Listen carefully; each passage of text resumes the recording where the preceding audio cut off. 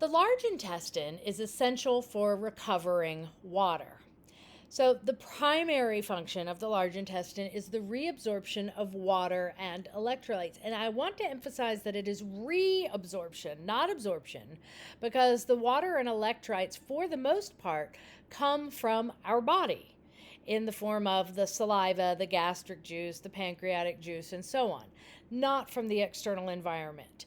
If you recall, our digestive organs secrete roughly 6 liters of fluid every day. You definitely are not drinking 6 liters of fluid every day. So that is coming from all of these glands. And most of it gets reabsorbed by osmosis in the small intestine. So as soon as we absorb an amino acid, some water wants to follow. We absorb some glucose, the water wants to come as well. The problem is that there's roughly 1.5 liters that remain in the lumen when we reach the large intestine.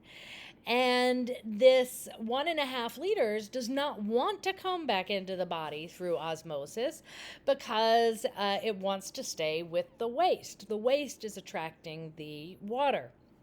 So the large intestine has to basically find a way to trick the water into coming into the body. This may sound familiar because we saw a similar issue in the kidney as it was filtering the blood and we were trying to recover the water. However, in the large intestine, we still do not know what the mechanism is. We know that it has to require energy because water isn't willingly going to leave the material in the lumen of the large intestine. However, we don't know what it is. The only thing we do really know is that these structures that look like little bulges out, called haustra, are the muscle in them helps to squeeze out the water. And also, while I'm here, this is a pretty good picture of the ileocecal valve. So here's the small intestine coming in. You can imagine that substances come through and then they can't find their way back into the small intestine. You also may recognize this little structure known as the appendix. It's actually open to the large intestine. This part is called the cecum here. It's a remnant from long, long ago in evolution when we had to eat many more plant products that required extra digestive time. These are our ancestors, not us. But as our food changed, this became less important and now it just sort of dangles there. Problem is that sometimes bacteria and stuff get stuck in there, and since it's not a place where we have flow, it can become infected and cause appendicitis. Now, if you look at the tissue of the small intestine, what you'll notice is that it's full of these cells. You see these little white pockets. Those are characteristic of mucus secreting cells known as goblet cells, and there are a ton of them in the large intestine.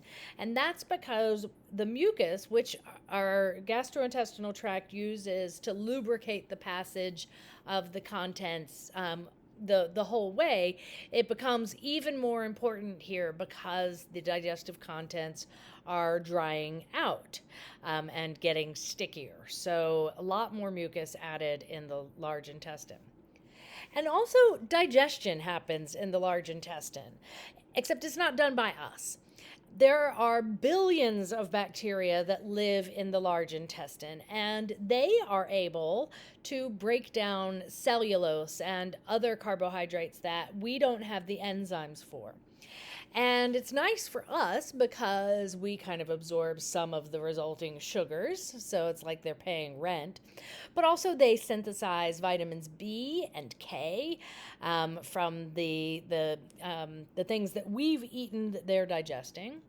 They produce lactic acid as they're doing their metabolism, and that helps us to absorb things like calcium and iron. And they produce gas, sometimes more than others, depending on what it is that they are chemically breaking down. And that, my friends, is how we get all the fart jokes. We can thank the bacteria.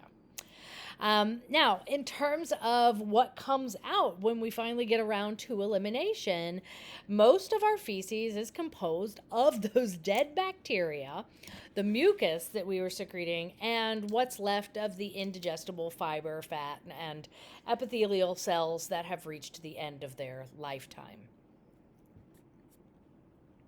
Now, the large intestine uses two kinds of motility.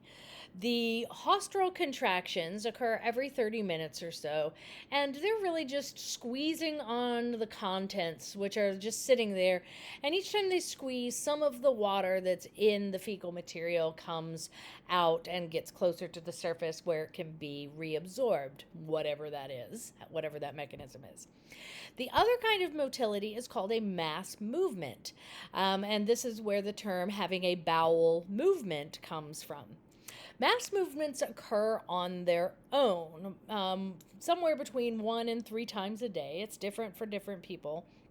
And what it is that it's a massive contraction that starts at one end of the large intestine. It's a peristaltic contraction that starts at one end of the large intestine and moves along towards the rectum. And each time there's one of these waves of contraction, the material inside moves a few centimeters ahead.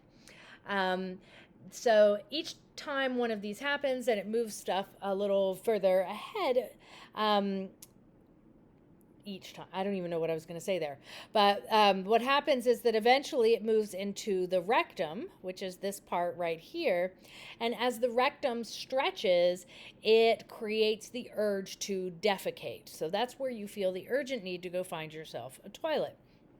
Now, this occurs on its own, but it also can be stimulated by reflexes.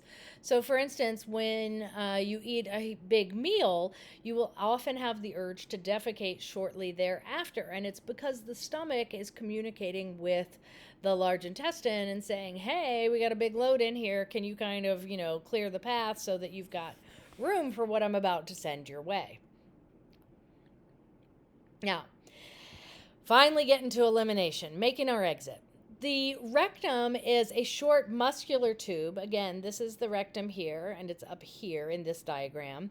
And it's lined with numerous mucus-producing cells. Here, we really need the lubrication. The anal canal, which is down here, you can see the sphincters, each of the anal sphincters sort of pictured there, or it's almost easier to see here. The anal canal consists of two sphincters, an internal sphincter and an external sphincter.